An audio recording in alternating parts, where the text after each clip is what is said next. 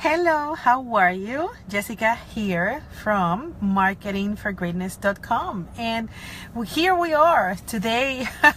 I haven't arrived to the office. I had Priscilla in the morning being a little bit sick, and I didn't have the heart to kind of take her, and I just have been spending a couple of times watching her and a couple of hours in between meetings and things like that. So that's the life of the mompreneur, right? Are you a mompreneur?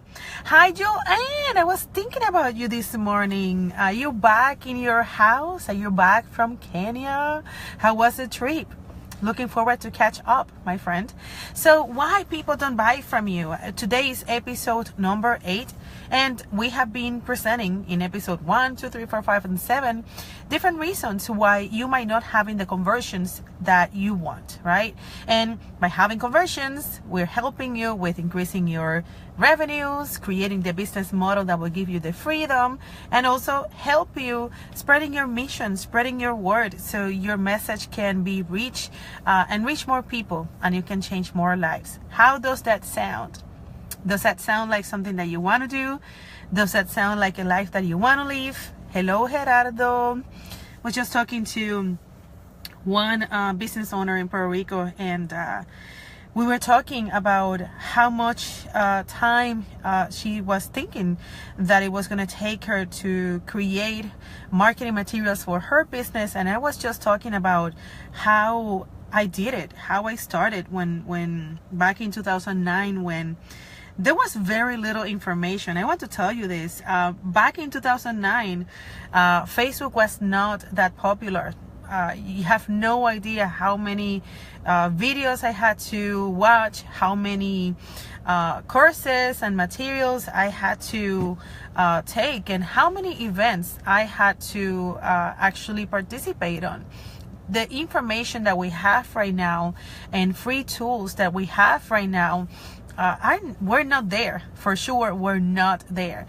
That's why if I look back, for example, people that were doing websites, people that were working with creating logos and graphic designs, they made a lot of money back then because there was very little competition, right?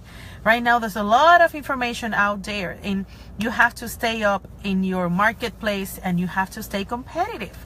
And that's why I love doing these videos, because it helps me to keep my mind sharp, keep my knowledge on point, and definitely help you to not having to go course after course and trying to figure out what is it that you're not doing that is preventing you from creating the results that you want to have. So why people don't buy from you?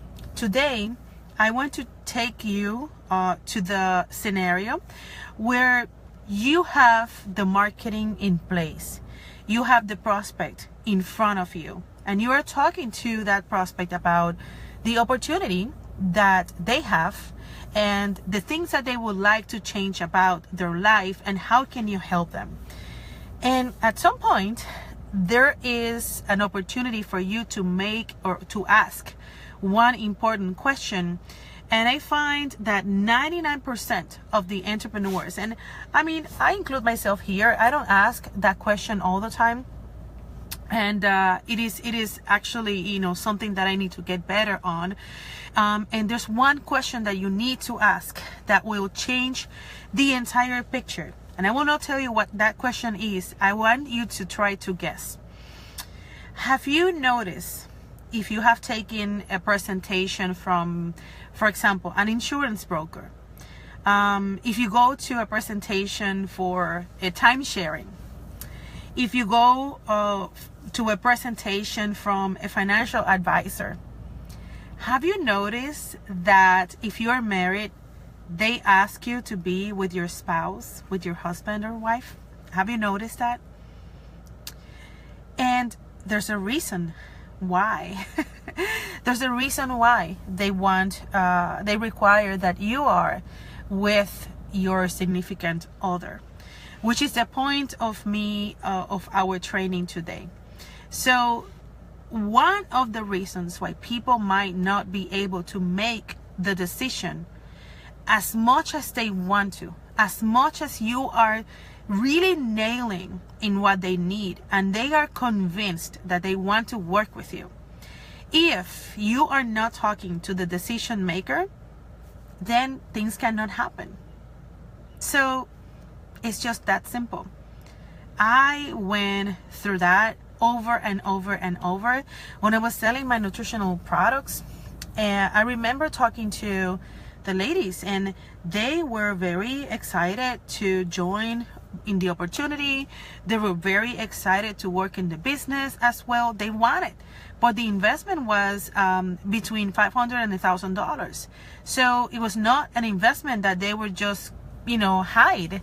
And many times when they had the conversation with the husband, the deal was off.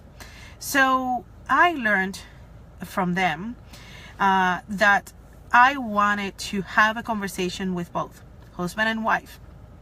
And in multiple times, if the husband was not ready to talk to me, I would definitely put a phone call, and I would help the husband to understand the wife in that case, and to really process what is it that they want, and what is it and why, and what is the significance around this decision. And you as a representative, and you as a distributor or as a business owner, right? You need to make it easy for the person. So if you ask, if you are sitting down in front of the decision maker and that person tells you, you know what, I'm just taking this information and taking back to my office, you might be just wasting your time. And in that case, my recommendation is stop the meeting and really maneuver and get access to the decision maker. Because otherwise, you might not close the deal. You might not be able to connect with the decision maker. Because what's going to happen is usually the information that you share and the pain that you're trying to gather from this person that is not the decision maker, it's going to be very minimum in comparison to the reality. So you don't want to be exposed to that scenario. And that's why you want to be talking in front of the decision maker. And if that decision maker is the husband or the wife, one thing that I recommend that you do is just really educate your prospect around how they will talk to the significant other. When it comes to investing in personal growth, in professional growth and professional development, one of the things that I believe are crucial is that you need to present the invitation to your significant other as it is your decision. I'm not here to ask permission. I'm not telling you that you should ask permission to get yourself educated, to get yourself trained in the things that you need, because you are the business owner. You know what you need. And therefore, when your significant other tells you, oh, that's too expensive, that's this and that, they don't know.